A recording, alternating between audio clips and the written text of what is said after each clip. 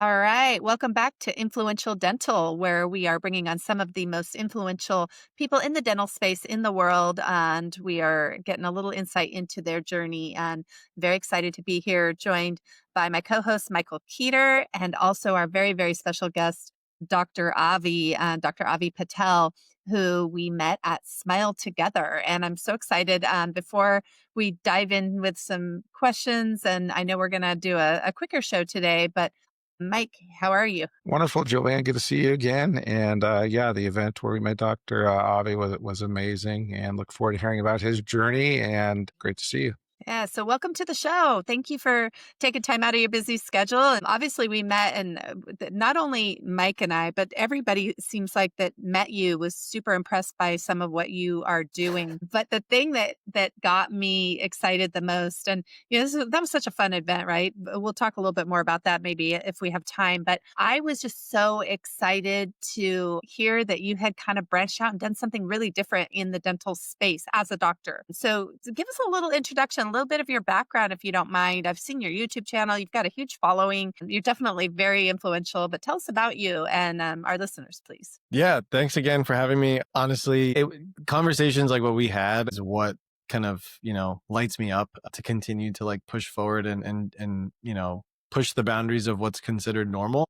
I don't when I'm in the moment and kind of taking action, I don't really, I guess, process what's going on. You just kind of do. But yeah, so kind of high level quick background about me. I'm a dentist. I created a clear aligner education platform where we help and support general dentists get started by offering the procedure. So it's completely brand agnostic. They can apply it to any brand, but it fills the gap that exists, which is the lack of education and initial support getting doctors started with this procedure. So the whole reason kind of why I got to this point or how, I mean, I definitely didn't plan it at all. I chose to get into dentistry, because my uncle was a dentist. So I guess before that, I wanted to be in the NBA. I thought I was destined for the NBA. And then high school came around and I stopped growing and all my friends kept growing. And then I just wasn't that good at basketball compared to them. So I was like, you know what? I think we need to maybe do a little pivot here. And so I listened to my parents, and as Indian parents, they want to make sure that their kids are either doctors, lawyers, engineers, something like that. So, my uncle, he was a dentist, always seemed to be in a good mood, like always good energy, lived in a nice area, had a nice house, traveled a lot with his family, had a nice car. And as a 16-year-old, I was like, man, this seems like the thing to do. And then so I The shadowed him life, just, right? yeah, the This is the dentist life. life that we all think that every dentist has. And so then I saw him work with his patients, and like that was amazing because patients would come in pain, they would leave, just relieved, and just the whole thing. I'm like, you know what? I think there's something here. And then he had a dinner party. One of his friends was a neurosurgeon talking to me, and he's like, "Hey, looks like you need to decide medical school, dental school." And then when I asked him, I'm like, "Oh, like by the way, like why are you talking to me and not hanging out with everybody else?" And that's when he was just like, "Oh, I'm on call tonight."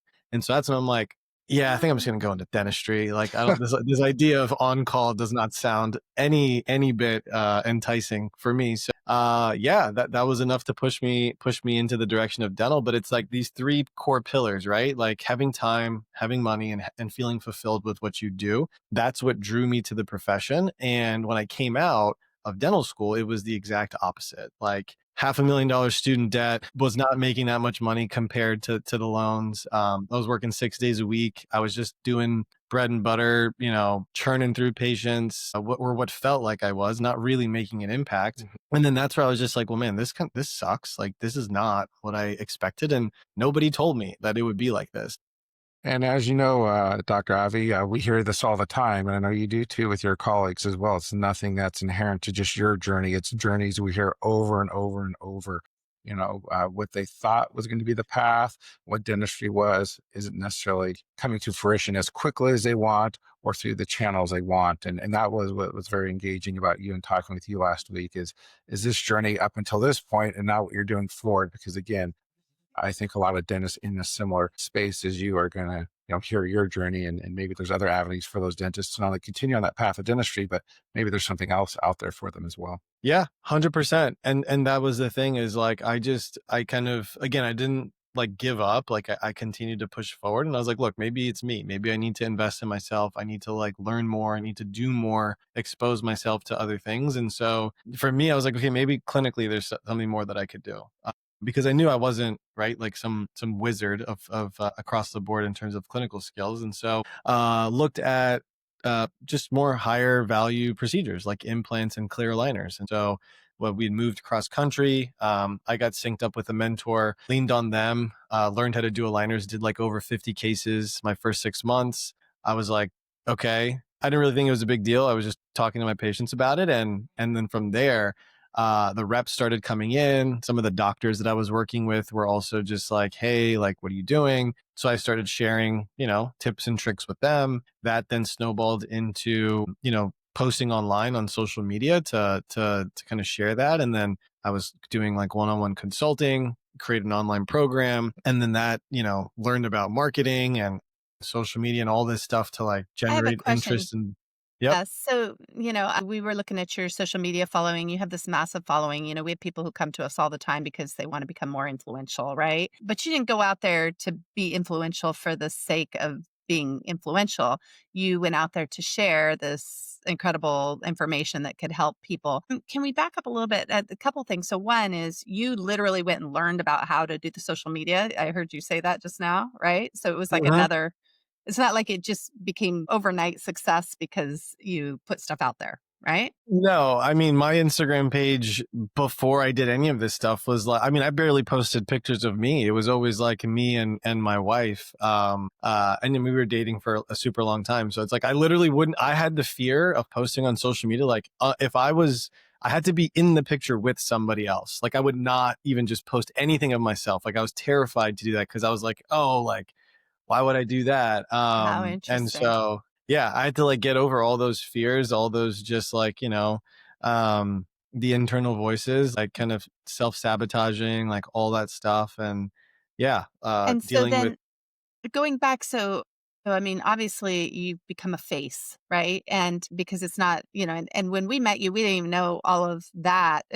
And then we're laughing. We're like, you got to be on the podcast because you're so cool. But it was really because you were so inspiring. The way you spoke, the language you used. Like, tell me a little bit about, what makes you so positive, so inspired? What makes you have the ability to see these things in your peripheral that give you these opportunities that make it so you can help people at this level? Yeah, honestly, just going back to it, like it comes. I've always been an optimistic person. That's in my DNA. But then, really, I never really did anything with it. I mean, I also tell people like, I grew up a Jacksonville Jaguars football fan, and they're always horrible. But at the beginning of the year, I believe that they're going to win the Super Bowl every year.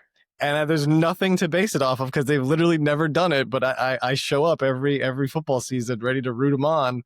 And then when they go and win like 2 games, you ride that roller coaster. But anyway, so that's like kind of me as a person. But on this journey, it was more of like, I did a lot of like self work, right? So I was in therapy, basically just wanting to be a better person and a better husband for my wife. And so like did a lot of just work that required me to learn about myself. That then spilled into me prioritizing my physical health. So right, mental health, physical health, started, journaling more, morning routines, waking up earlier. That was just more sort of like manage the stress of practicing, but then allowed for me to kind of, reflect, dream, process, all that stuff and kind of pour into myself. And those habits like kind of stacked on each other. And that is when I feel like the world started to kind of open up, is because I slowed down and focused on me.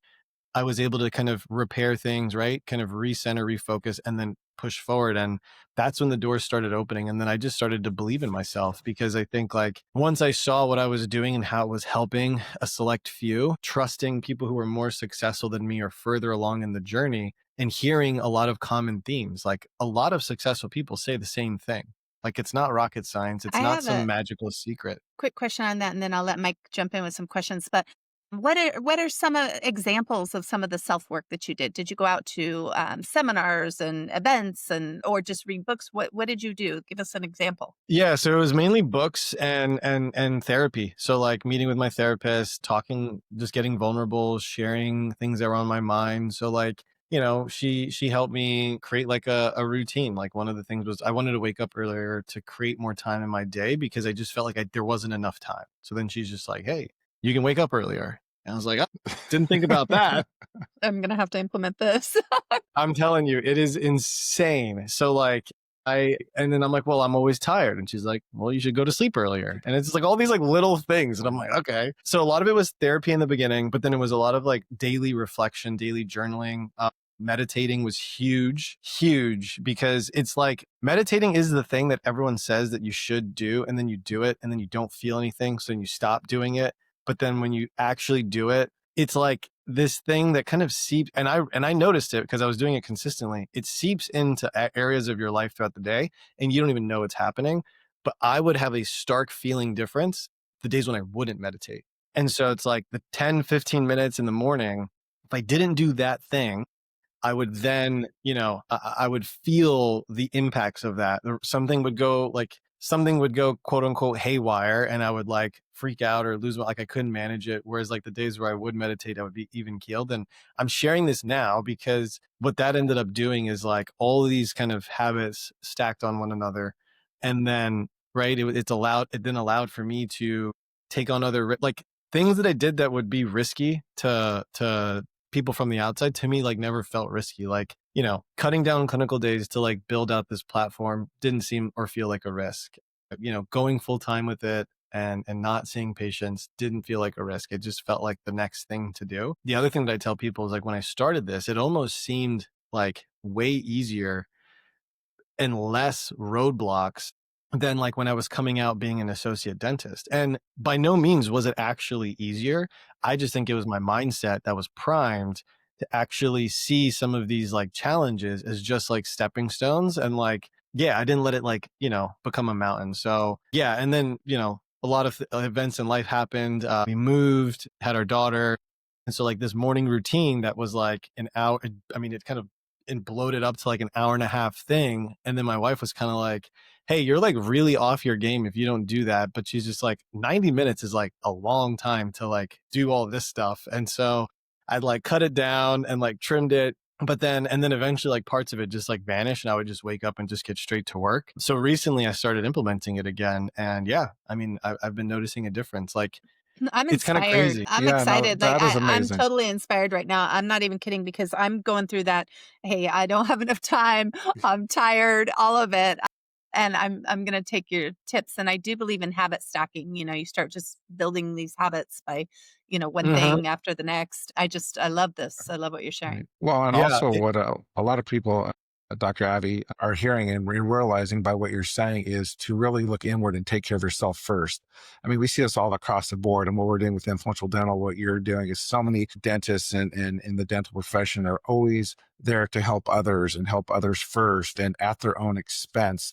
But you're right, and some of these things that you're saying, everyone listening needs to, I guess, heed your advice is to take that time, have self reflection, habit stack, and prioritize yourself first. Because how can you help others unless you're in the right space and mind? I know, Julie and I train and talk about that all the time and coach on that. And that's first and foremost so much important because you could be the best clinical doctor or the highest executive, but if you're not taking care of yourself first, one, doesn't matter. And are you really, taking years off your life or harboring or hurting those relationships that you have? So your message today resonates for not only in the dental profession but everyone. So yeah, thank you for that, and that's what I Yeah, wanted to say. I think the biggest thing that I've also noticed is like I am not special or like have some superpower that nobody else has access to. Like if I can do it, anyone can do it. I mean, then I say that because it it starts from the beginning. You work on yourself and then you'll tap into your potential and then you continue to like work on it and it's a constant. It's not just like a one trick wonder, but yeah, it's really cool because being able to like go on that and see how other people have been doing it and then replicate has been fun. And then it's something that I love talking about and sharing with others because it's like, like it's a constant journey and there's no finish line. And I think that's the thing that we all want to get to or think about. But Do you yeah, have it's was there one profound, whatever piece of advice or moment or thing that has really shifted the way you look at life or the way that you approach your career? I mean, obviously, you're kind of going in flow and letting things unfold, right? But is there anything that stands out in terms of what has kind of shaped how you approach things? Yeah, that's good. There's definitely a couple. There's a couple things that I like, but I'll try to pick one. I think one that's really been resonating is like, or like that I've been kind of anchoring to is like, you can't lose if you don't stop. Yeah, you can't Yeah. lose if you don't stop. So it's like, whatever you're doing, whether it's building a business, trying to reach a goal, like if you just keep going and figure out another way or, a way that's worked previously and getting back to it, as long as you don't stop, like you cannot lose. And so that works with a lot of stuff, right?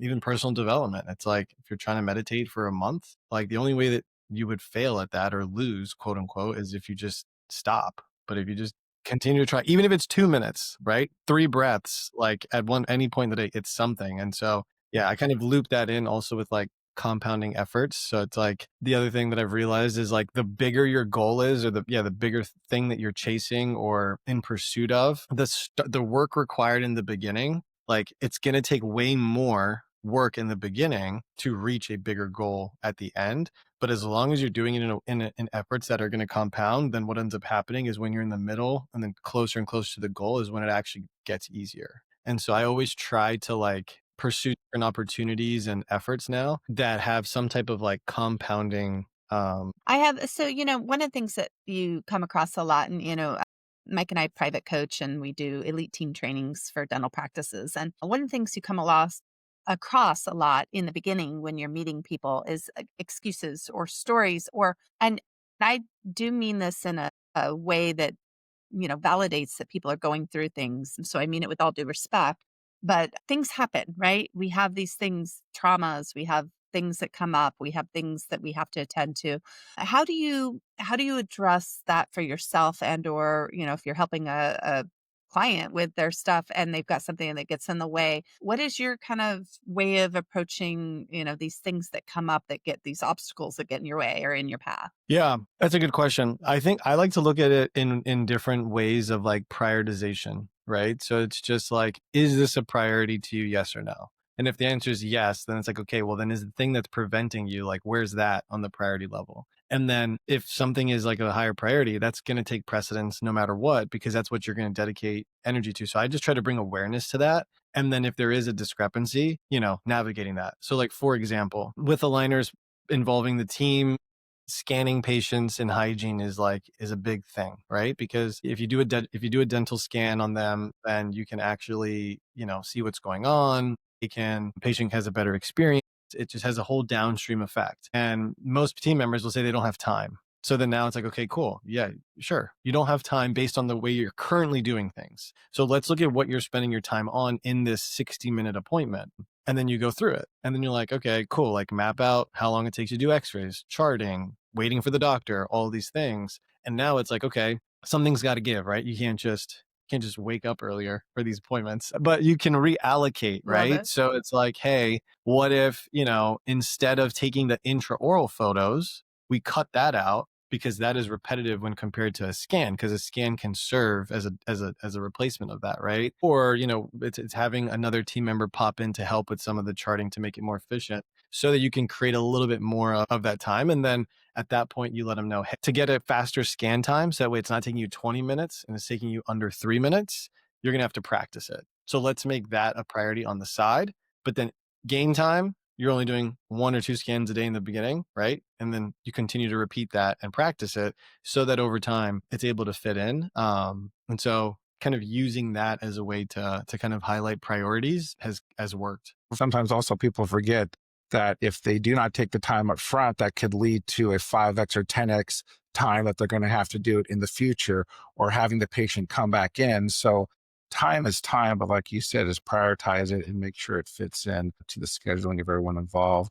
And one quick question or thought, I want to know a little bit more about you as a person, what you do for fun, a little bit of stuff like that, because I think we all get caught up in the clinical side, which is very important, and the mindset side. But what influences you? What motivates you to get up every morning and do what you do? And then second question to that is, some influences in your life, whether it was as a child or, currently now, that have been positive influences in your existence? Yeah, no, I love it. So things that I enjoy doing, I love walk. Like I love morning walks with my family. It's just, I mean, we never really, it was nothing that I actually used to like focus on, but a couple years back, just kind of going, like when we lived in Austin, my wife and I would always go on walks around like Lady Bird Lake. And I just realized like it feels good to move. And it's one of those things that, right, compounds. But I love walks. I love having like deep conversations with people that are driven and working towards a goal. I really don't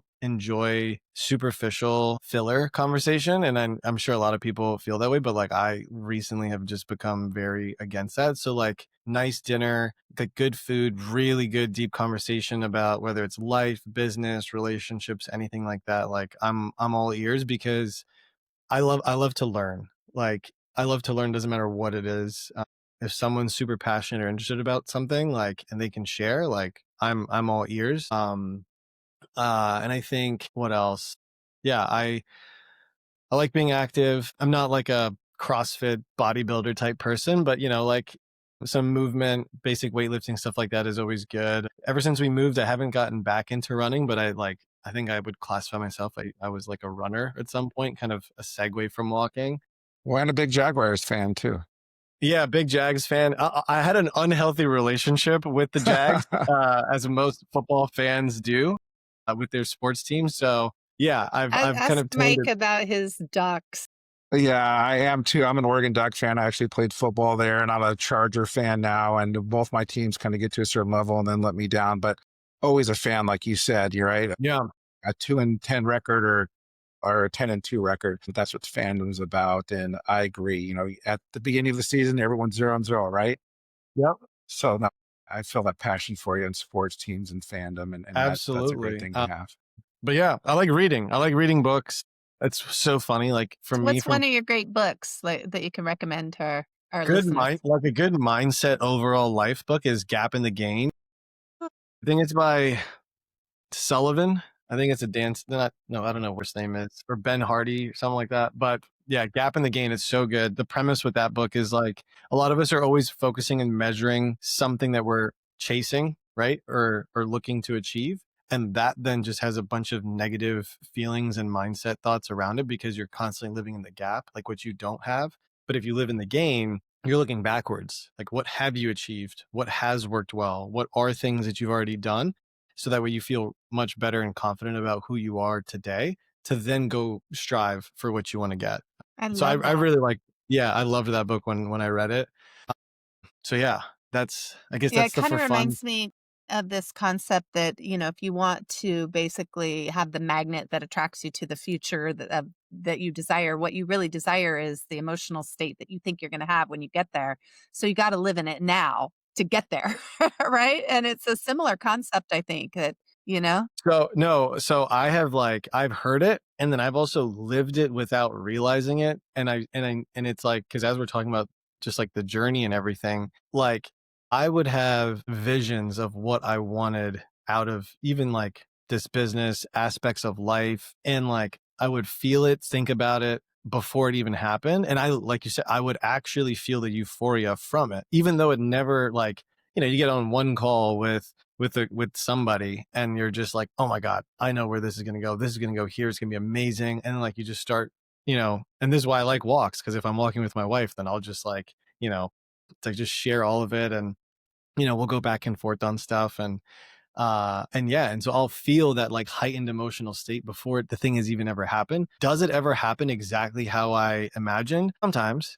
Sometimes there's things that like have not happened, but I just say it hasn't happened yet, right? Right. Because like whatever version is supposed to happen, it will. And that's like one thing. Oh, The Happy Pocket Full of Money. That is also a phenomenal book. It takes some of like the quantum physics stuff, but then boils it into and brings in like abundance and manifestation and all that. And it's What like was it called? called Happy Pocket Full of Money. Oh, I love it. Okay. Yeah. And so that one's like all about abundance. And the whole thing with abundance is like you already have everything in life. You just haven't experienced all of it yet. And so the way to do that is to get very clear on it. And then right, you're always taking like steps and actions towards achieving it. And the biggest thing that my takeaway from that was like, cool, we cannot make things happen any sooner than they're supposed to. But like you kind of embody this mindset of like, you already have everything, you're already successful. And so like by leaning into that and just knowing you haven't experienced certain things yet, like, people want to talk about like, having a private jet or like flying in one or whatever. And it's just like, yeah, like I already have it. I just haven't experienced that yet. And then so like by putting that out there, one day, like I'm sure I'll go for a ride in a private jet. And it's like, wow, that happened. Like, you know what I mean? Like, and it's just always like a random thing, whether it's like I know someone or an opportunity comes up. So Well, why it, is not a better way to live anyway, right? I mean, to live positive, to live in abundance, to live in what you can do with that abundance, whether it's, you want to start your own foundation or charity or take care of those around you. I agree with that. And I appreciate that. So one, thank you for sharing. And I've obviously got a lot out of just this conversation right here. So yeah, thank you, Avi, and look forward Isn't to it fun? having many more with you for sure. I always think if I'm saying something recurring, I kept saying, I love that. I love that. I love that. I have all these notes. It's really fun. I realize we're going to have a short episode here and we're coming up on close to the close of that. But what else, if you were to share anything else with our listeners, just in this very short amount of time, given the fact that, we're kind of just getting to know you now, a lot of our guests we know really well. And so it's kind of fun to have somebody that's a little bit of a stranger to us. And we're kind of getting insights and yet you're not a stranger at all because we had such a deep connection immediately, right? Just Mhm. because we were so real in that we paired up at Smile together for 13 minutes and we hit it off so fast. We absolutely knew we want to do on the podcast. We want to have you contribute an article to Influence Magazine for dental professionals. But also, I'd like to ask you to share a little bit about your company before you hop off as well. But yeah, this has just been super fun. Honestly, these are the types of conversations, like I said, that I love doing. That's why I know there was, and I was bummed when I missed the timing for it because, like, man, like this would be a really good long one because I knew we were going to tap into this flow state. But that being said, I think like something for whoever's listening, it's like the thing that you want to do that's been on your mind, like just go do it. Like just go do it. Like there's really like what's going to happen? Like worst case, the thing that you want to do like doesn't actually pan out. Cool. Well, you're just going to be in the same position you're in today because the thing doesn't exist or you haven't done it yet. And I think that's been a big thing for me, like super proud of like younger version of me for just like doing the thing because if I never did, I wouldn't be in this situation where I'm at today and be able to have an impact, have more freedom, do something that's a lot more aligned with I think, my purpose. And I think that stuff kind of gets thrown around out there, right? People hear like, oh, like do what your purpose is and align. And everyone who's starting off is like, I don't know what that means. And it's just like, you just haven't acted on it. Um, What would you say to like new grads? So Mike and I are starting what's called the Influence Den, and it's an app and it's not launched yet, but it's coming soon. And we're bringing in, the new grads, the influencers, the dental professionals who are, really high achieving into that community, if you will. And um, one of the things we come across a lot are these new grads that are coming out and they're torn. They don't know what to do. They don't know what direction to take. We're out speaking at, the business, clubs and things, and they don't even know where to start. What would you say to people who haven't been around, a bunch of mentors and that type of thing? I would say start making content, record your journey and build your personal brand. And like personal brand may sound like scary or like ambiguous to people, but it's literally just start documenting your journey in life, whether that's business, professional, whatever. Because when you do that, opportunities will open and you will actually enjoy it a lot more than you think because you'll learn about yourself along the way. You'll attract other people that are like you. And I just think that that's what's pretty cool, especially about the younger generation coming in, is a lot more of them are creators. They are documenting dental school on YouTube and vlogs and all that. And when I see that, I'm like, this is awesome because like they don't realize how much value they're giving because the sheer fact of documenting like what a day in the life of a dental student looks like is going to now show thousands of people what they could be getting into. And I think the more raw and authentic and vulnerable you are, the better it's going to be because that's what people want to see these days. And that's valuable. And that's how you can capture attention, provide impact, right? Value. And it's like, you don't even necessarily need to know what you're going to do on the back end from a business standpoint, because that'll just come with time. And I'm saying this from experience. Like, I built an audience on YouTube and Instagram off of like authentic posts that I just did by just documenting. And like everybody, like I could be even better at it and probably share even more, but I'm kind of at a place now where, I've had to build in some systems to it, but like that stuff comes with time. Like in the beginning, you actually have the most amount of time, believe it or not, when you're coming right out of dental school. And that's a message that I would say to the younger version of me. It's like, you have more time than you think. You're just not using it. And yeah, just start documenting your journey. And Yeah, and I think what you're saying too, the law of attraction. And again, it's not that you have to shoulder all of that, good or bad, right? But the law of attraction, finding those that are like-minded, finding those that are positive, finding those that are doing something that you want to aspire to. Seek those people out, seek those companies out. You don't have to do it alone. And like we're talking about, the three of us on this call right now, and just again, building upon that is where it's at. But I do like what you said about the authenticity and the journey, and why not? And why not such a great for Julianne, do you have anything to share? I would actually love to have you back on the show, honestly. I think we could deep dive even further and get a little raw and authentic ourselves. I think that we've only scratched the surface. I think this is almost just conceptual, right? And I think conceptual is nice, but it's always interesting when you can hear people's personal stories. So if you're open to being back on the show, would love to have you back on. And then also, if you can share where people can find you, obviously on Instagram at Avi Patel, Patel, right? And then you have Dr. Avi on YouTube, right? But yeah, where else can people find you? And then we'll wrap up with that, and maybe we can get you back on. for sure. Yeah. Dr. Avi on Instagram and YouTube, and then LinkedIn. It's Dr. Avi Patel. Any of those platforms, I guess Instagram or LinkedIn, you can just shoot me a message if you ever have questions about anything. Links for website, free trainings, all that good stuff are there. But yeah, no, I loved this. Definitely would love to go deeper and be back on. I think it would be a lot of fun. Yeah, absolutely. And this is a crazy question, but I don't know where you're based. Where are you? We're up in New York now, about an hour north of the city. Okay, amazing. So, for our listeners and also for you, a quick invitation to American Dental Institute's annual event happening December 5th and 6th, I believe. People can get tickets at ADI2025.com. We're really excited because we're co-hosting that event. It's 2 days. It's super fun. You walk in the door, they have a saxophonist or somebody playing and music, and it's just really good networking. But you're in the area. It's happening in Orlando. So I'm based in LA, by the way. Okay. And so, yeah, so we'd love to invite people out to that. We do this podcast in collaboration with American Dental Institute. So when we came together and decided to do this, we did it collaboratively, because similar to what you're saying, we get very busy. We have to put systems in place. So, but anyway, just really want to thank you for being a guest today, and thank our listeners for continuing to support us and share. I'm so grateful to our listeners right now, because we keep getting so much incredible feedback from people who have been listening to the podcast. So I just want to give a huge shout out, because honestly, what's the point if you don't have listeners? Right. So in the beginning, we didn't have any, and now we have all these incredible humans. And our phenomenal guests like you, Dr. Patel. Again, I am a better person from having this conversation with you, not only last week, but today as well. And look forward, like Julian said, having deep dive conversations not only on this platform, but others. And I'm sure we'll find a way to work together, because what you're saying and what we're hearing and what you're doing and what we're doing definitely align. So look forward to seeing how our journey evolves as well, and definitely to get you back on to share your incredible story with our listeners. So thank you, Julianne, and definitely thank American Dental Institute as well.